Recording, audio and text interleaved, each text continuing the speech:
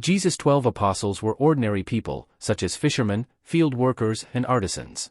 They were not rich or powerful, but they left everything to follow Jesus because they believed in him. They saw incredible miracles, heard his teachings, and were witnesses to his resurrection. After Jesus returned to heaven, their mission was to take the gospel message to the entire world. But that wasn't easy at all. They faced persecution, danger, and even death because of their faith. None of them died of peaceful old age, each had a difficult end, but never gave up talking about Jesus. Their stories are an example of courage and love for God. They showed that following Christ is worth more than anything, and that is why to this day they are remembered as great heroes of faith. Have you ever stopped to think about what happened to Jesus' 12 apostles? If you think they had a peaceful life and died of old age, you might be surprised. Their story is full of mysteries, challenges, and even very difficult moments. Each apostle faced persecution and went through incredible situations because of their faith. Their deaths were not common, many suffered for talking about Jesus, but they never gave up. In this video, we will delve into these incredible stories, exploring everything the Bible, the church, and historians tell about the fate of these brave men. So, don't waste time, subscribe to the channel, leave your like and watch until the end to discover all the details. And to begin with, let's talk about John, the beloved apostle. John was one of Jesus' closest disciples. He was the brother of James and the son of Zebedee and Salome. But do you know what made it special? He was called the disciple whom Jesus loved, that is, he had a very strong friendship with the Master. By always being at Jesus' side, John had a unique insight into his teachings and miracles. He participated in very important moments, such as the Transfiguration, when Jesus shone like the sun in front of some disciples, and the Last Supper, where he came to lean on Jesus himself. After Christ's death and resurrection, John became a key player in the first Christian community in Jerusalem, helping to spread the message of love and salvation. But João's life was not easy at all. He faced many persecutions, especially from Emperor Domitian, who did not want him to continue preaching about Jesus. According to tradition, João was captured, tortured, and even thrown into a cauldron of boiling oil, but, miraculously, he came out without any injuries.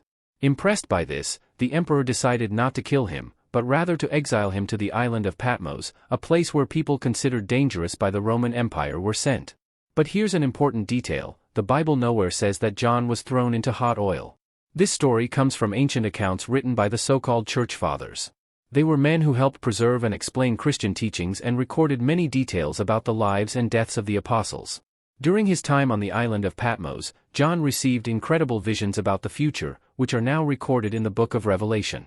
This book talks about mysterious things, such as the end of times, the return of Jesus, and the triumph of good over evil.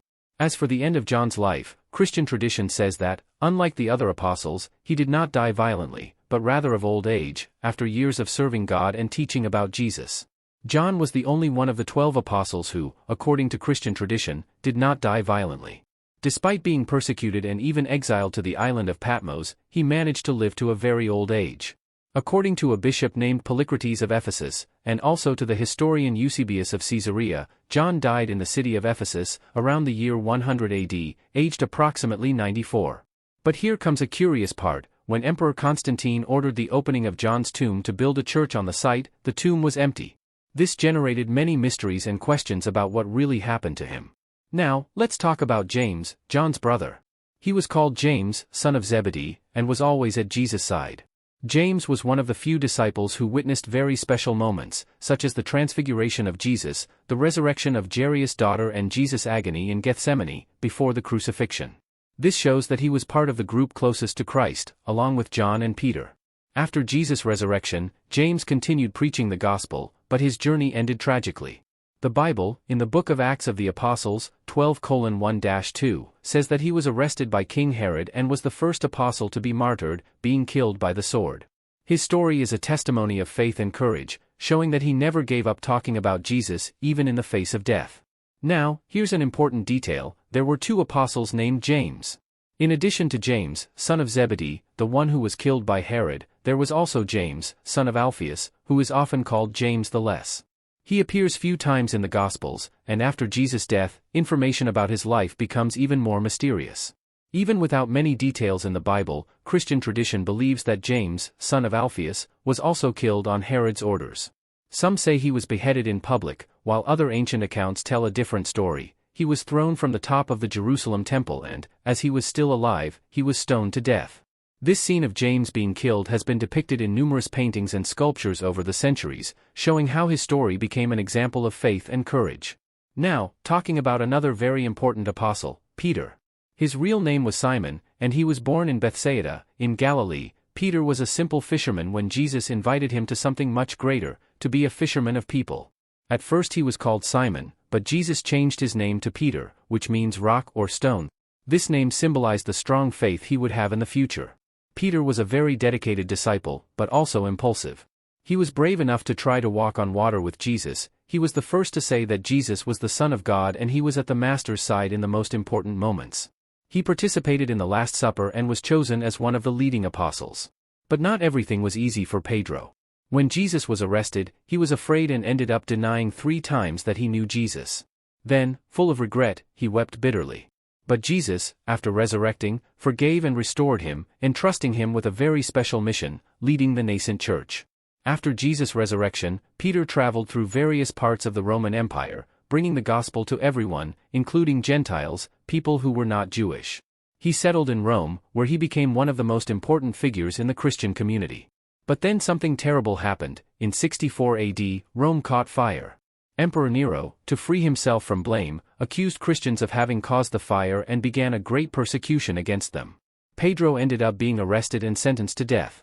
And this is where the story gets even more exciting. And so it happened. On Vatican Hill, the same place where today's grandiose St. Peter's Basilica stands, he gave his life, becoming one of Christianity's first martyrs. His death was a testament to courage and unwavering faith, and his story has continued to inspire Christians throughout the centuries. Emperor Nero, who cruelly persecuted Jesus' followers, was also responsible for the death of another apostle, Judas Thaddeus.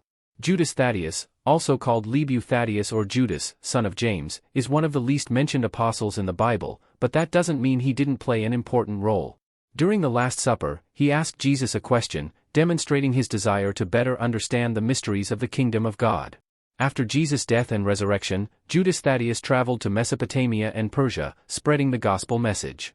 He also wrote a brief letter, which is part of the Bible, and which provides important teachings for Christians. His dedication to the gospel and his final destiny are part of an emotional and faith-filled story. Judas Thaddeus left a very special teaching for Christians in his letter in the Bible. In it, he encouraged everyone to remain firm in their faith and practice love for others. His message was strong and full of hope. Now, let's talk about another incredible disciple, Andrew, Peter's brother. Andrew may not have been as famous as Peter, John, or James, but his importance in the story of Jesus is gigantic. From the beginning, he was one of the first to follow Jesus and was present at very important moments. Want to know more? Andre was an incredible disciple. He may not have been as famous as Peter, but he had memorable moments alongside Jesus.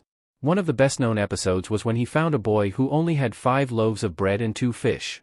He took the boy to Jesus, and then one of the most impressive miracles happened, the multiplication of loaves and fish, feeding thousands of people.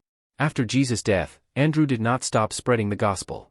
He traveled to many places, including Scotland and Greece, where he helped found churches and brought the message of Christ's love to many people.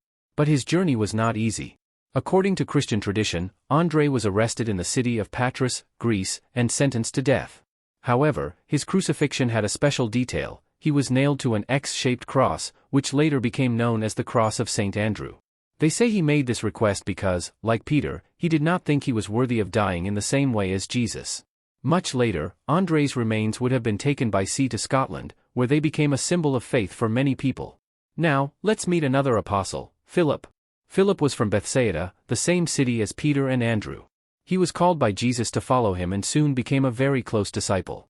One of the most striking moments in the Bible involving Philip happened when Jesus tested his faith. Before multiplying the loaves and fish, he asked Philip how to feed that entire crowd. So, do you want to know how Felipe responded? Philip, doing the math, responds something like, "Not even with 200 silver coins could we get enough bread for everyone to eat." But Jesus already knew what he was going to do. He took the bread and fish, thanked God, and began to distribute them. To everyone's surprise, the bread and fish multiplied without stopping. In the end, everyone ate to their heart's content, and there were still 12 baskets full of food left. Even after Jesus ascended to heaven, Philip continued to spread the gospel in various places. He performed miracles and baptized many people, especially in Samaria. About his death, The Bible does not give many details, but tradition says that he was crucified and stoned in Hierapolis, in Asia Minor, around the year 80 AD, during the persecution of Christians by Emperor Domitian. Philip, like the other apostles, never gave up on his faith and dedicated his life to bringing Jesus' message to the world. Simon, called Simon the Zealot, was one of Jesus' 12 apostles.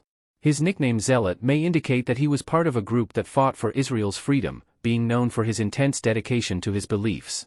But everything changed when he met Jesus. Instead of fighting with weapons, he began to spread the message of love and the kingdom of God. The Bible doesn't give many details about how Simon died, but Christian tradition says that he suffered greatly because of his faith. Reports claim that he was brutally tortured and cruelly killed during the persecution of Christians by the Roman Emperor Trajan. Now let's talk about Bartholomew, another apostle who had a special encounter with Jesus. In the Gospel of John, when Philip called him to meet Jesus, he was surprised because Jesus already knew everything about him. Jesus praised him, saying that he was a true man, without falsehood. After Jesus ascended to heaven, Bartholomew traveled to India to spread the gospel. He managed to convert many people to Christianity, but this upset a pagan king named Astyages. The king was furious and had Bartholomew arrested. Unfortunately, the story goes that he was sentenced to a terrible death. Even facing so many difficulties, Simon and Bartholomew never gave up talking about Jesus, showing that their faith was greater than any fear. The story of Bartholomew's death has different versions. Some say he was decapitated, that is, his head was cut off. Orthodox Christian tradition tells something even more shocking. In the year 51, Bartholomew was skinned alive, yes, his skin was ripped off, and then crucified upside down because he refused to abandon his faith in Jesus. As if that weren't enough, his skin would have been publicly displayed to scare other Christians. Now, speaking of Matthew, before he became an apostle and wrote one of the Gospels, he was called Levi and worked as a tax collector in the city of Capernaum. At that time, this profession was not well regarded, because many collectors were considered dishonest. But his life changed completely when Jesus called him to follow him. In the end, Matthew left one of the most important records about the life of Jesus, which is part of the New Testament of the Bible. Have you ever heard of Thomas? He became famous for doubting that Jesus had really been resurrected. When the other disciples said they saw Jesus alive, he didn't believe it and said he would only trust if he could touch Jesus' wounds with his own hands. And do you know what happened? Jesus appeared to him and invited him to do just that. Thomas, moved, recognized the truth and declared, "My Lord and my God." This story shows how Jesus was patient with him and how sometimes we need to see to believe.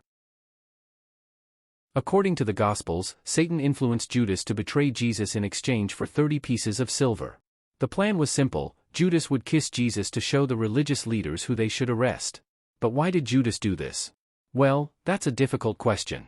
Some people think he expected Jesus to establish a great kingdom on earth and was frustrated when that didn't happen. Others say he wanted money or that evil forces influenced him. What we know is that, after the betrayal, Judas was devastated. He tried to return the money, but the religious leaders did not accept it. Overwhelmed by regret and guilt, he ended up taking his own life. The story goes that the money he received was used to buy a piece of land called Campo de Sang or Campo do Oleiro, a place that was forever marked by this tragedy. The story of Judas serves as a great warning about the consequences of the choices we make and how guilt can be difficult to carry. You know those 30 pieces of silver that Judas received for betraying Jesus? Well, he was so sorry that he tried to return the money, but the religious leaders didn't accept it. Since they could not put this money into the temple, because it was considered dirty, they used it to buy land on the outskirts of Jerusalem, near the Valley of Hinnom. This place was a wasteland, used to bury foreigners and criminals who died in the city. This place became known as Field of Blood.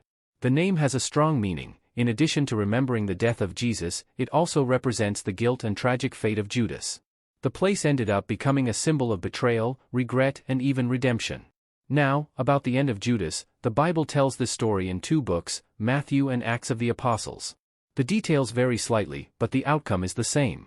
In the Gospel of Matthew, 27:3-5, after realizing what he did, Judas was overcome with remorse. He threw the coins into the temple, left and ended up taking his own life. It was a sad ending for someone who was part of Jesus' group, but ended up being remembered as the most famous traitor in history. There is one more detail about the end of Judas that is in the book of Acts of the Apostles, 1:18-19. In this account, the story is a little different. It says that, after repentance, Judas fell and suffered a terrible fall, and his body ruptured, spilling his insides. It may seem like a big difference between the versions, but the important thing is that they both show the same tragic ending, a story marked by despair, guilt, and hopeless regret. Judas' death serves as a powerful reminder of the consequences of our choices. He could have sought forgiveness, but, consumed by guilt, he ended up following a path of no return. Did you like this explanation? If so, don't forget to like, subscribe to the channel and click on one of the videos that will appear on the screen to continue following our content. A big hug and stay with God.